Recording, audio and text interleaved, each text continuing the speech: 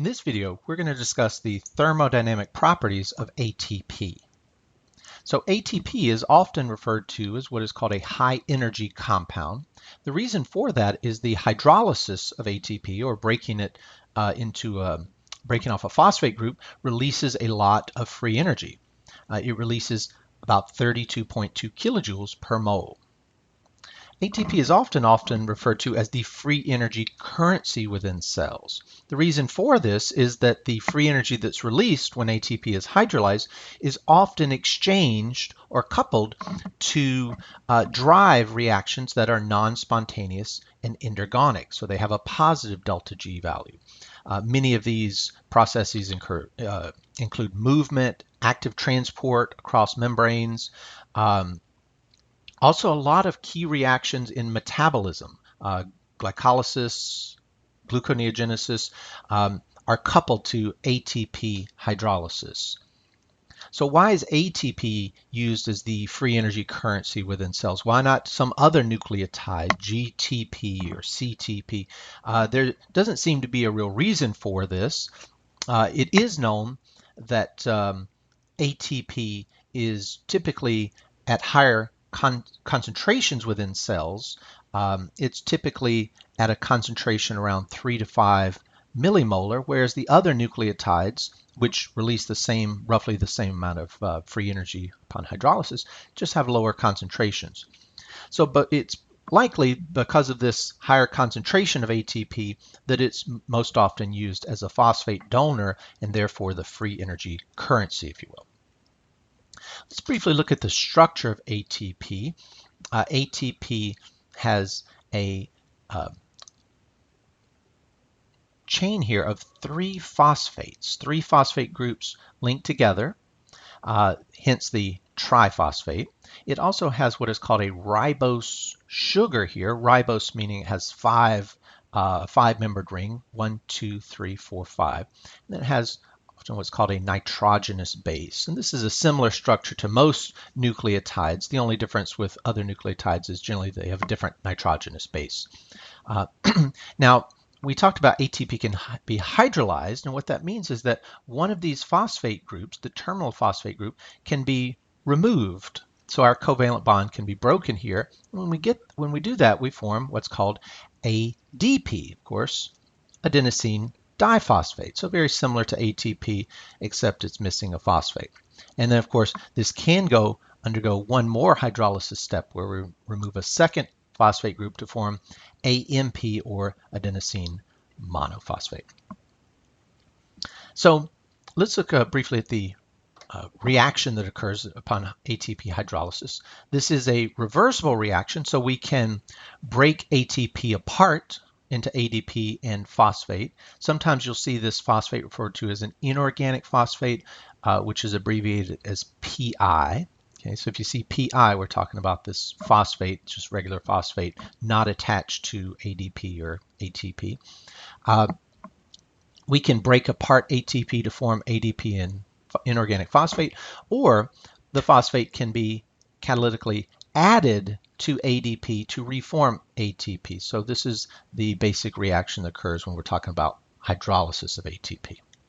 If we look at a reaction coordinate, here we have a reaction coordinate showing ATP hydrolysis. We start with our reactant here would be ATP, and ATP has a certain free energy, not delta G, this is just G, right? This has a certain amount of free energy.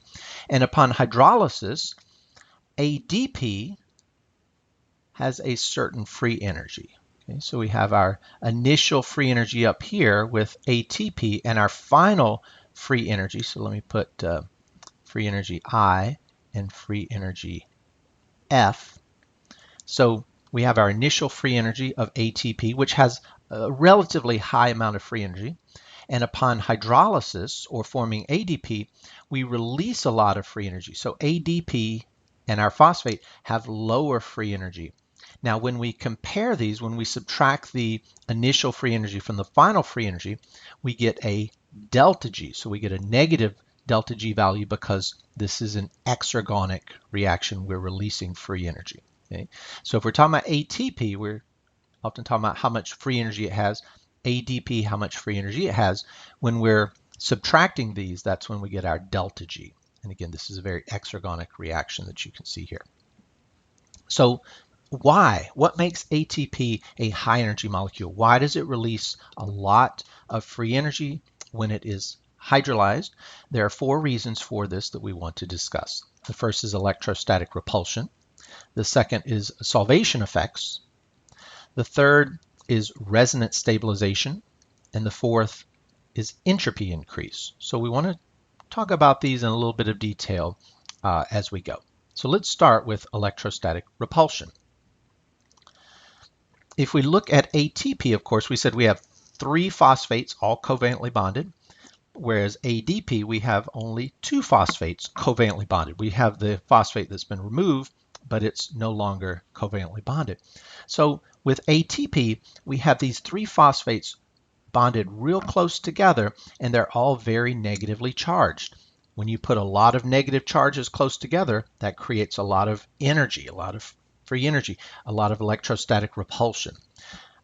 Whereas over here we have 2 phosphates, so we still have electrostatic repulsion, but not as much because we don't have as many phosphate groups. So that gives ATP, because of the electrostatic repulsion, it gives it a higher G value, free energy value, when compared to ADP, which would have a lower free energy. So that's one of the reasons.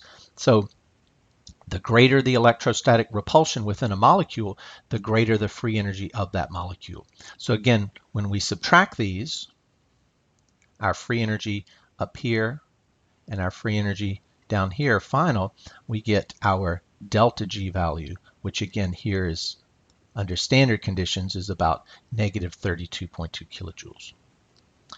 Next, we have solvation effects. Remember that solvation is the interaction of water with some molecule. If we look at the structures here, ATP and ADP, and here we also are showing the PI, the free phosphate, when water interacts with these phosphate groups, it forms ion dipole interactions. So these interactions, as they form, they release heat. So we have a release of enthalpy, and that gives the molecule, makes it more stable. It lowers its free energy. So if we look over here, we're able to form a fair number of ion dipole interactions. We're not showing all of them, of course. They could form all the way around these phosphate groups, but we can form a large number of these, which helps stabilize ATP. But when we compare it to ADP and the phosphate, we're able to form more of these ion dipole interactions when we have ADP and phosphate, whereas here we can form a good number, but it's going to be less than with the ADP and the phosphate. So our water will be able to solvate all the way around here and all the way around here, where here it can't get up in here where it can over here with the phosphate. So because we're forming more interactions, we have a more negative enthalpy or a lower enthalpy over here than we do with ATP. That gives ATP, because we're forming less ion dipole interactions, it gives it a higher G value, a higher free energy when compared to ADP and phosphate, a lower free energy. So again, that, as we've shown you before, is another reason why this difference in free energies is fairly large. Now there's a third reason why ATP releases a lot of free energy or has higher free energy than ADP, and that's resonance stabilization. Our phosphate functional groups are able to undergo resonance stabilization. In other words, the electrons are able to kind of move around more and form more configurations in ADP than they are ATP. Because this phosphate is covalently bonded, it doesn't allow it to form as many resonance structures. If you remember from organic chemistry, the more resonance structures you can form, the more stable that molecule is, because the electrons are able to, they're not localized in one region, they're able to move around more. So because ATP cannot undergo as many resonance stabilization structures, it's going to have a lower, or excuse me, is going to have a higher free energy initial, and ADP will have a lower. So the greater amount of resonance stabilization, the lower the free energy for that molecule. Now, just to show you in a little more detail, remember this, we've broken off a phosphate group, so we have our Pi here in addition to the ADP. If we look at the free phosphate, when it's free, we can see here that it's able to undergo a fairly large number of resonance structures. So we can see here. However, when this phosphate is covalently bonded onto ADP to form ATP, we can't undergo all of these resonance structures. Okay? So again, resonance stabilization is another reason that ATP has higher free energy and ADP has lower free energy, giving us that delta G value, which is fairly large. And finally, if we compare ATP and ADP, because we've broken ATP into essentially two structures or two molecules, our ADP and phosphate is going to have a greater entropy value. Because, of course, if we have two molecules, if we break one molecule into two, these molecules are able to move apart further. They're able to adopt more configurations, giving it higher entropy. And ATP relative to ADP would have a lower entropy. Higher entropy, if we have a greater entropy with a molecule, it will have lower free energy because higher entropy tends to stabilize that molecule. So again, the entropy value is another reason why our ADP, it has lower entropy, so it has a higher free energy. ADP plus phosphate has greater entropy, so lower free energy. So again, our delta G value when we compare these is fairly large. So the fact that we saw ATP as a high energy molecule, it's not so much that ATP has a lot of energy, it's that when it breaks apart and forms the products, there's a lot of energy, free energy released. Now, just to sum up, ATP is not the only high energy molecule. We mentioned that other nucleotides are high energy molecules, but there's also important molecules that we'll come across when we study metabolism that are also high energy compounds. One of these is phosphoenolpyruvate. And if you look at the structure again, very negative charges, there's a phosphate group on here which can get hydrolyzed or removed. So when phosphoenolpyruvate is hydrolyzed, or we break off that phosphate, a lot of energy is released.